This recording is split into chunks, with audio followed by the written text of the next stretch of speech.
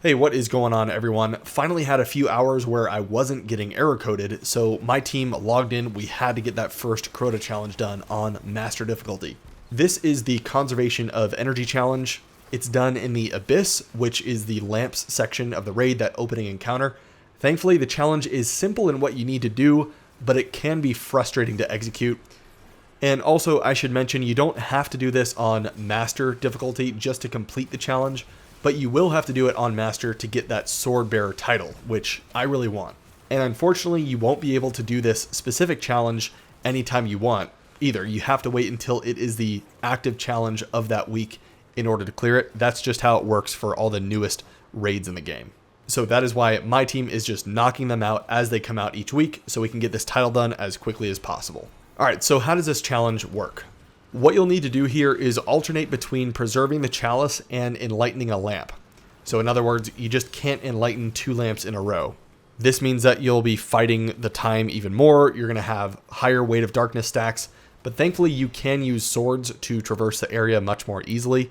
Eager Edge is back now, so you can use that. Although I decided against doing that because of how often Eager Edge can launch me in the complete opposite direction of where I want to go. I just used a regular adaptive sword to swipe my way through it. As you can see here, I actually move pretty well. So one thing to note here is because you'll be needing to skip a few lamps at a time to make it to that next preserve area after you enlighten a lamp, the amount of enlightened guardians is going to be piling up.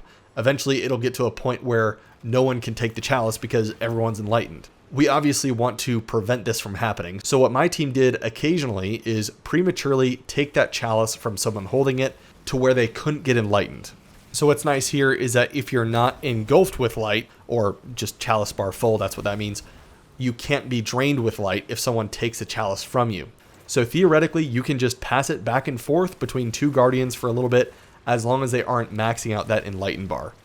It's a good strategy to do this challenge. You're pretty much going to have to do this. As far as other strategies to know, strand grappling can work awesome here.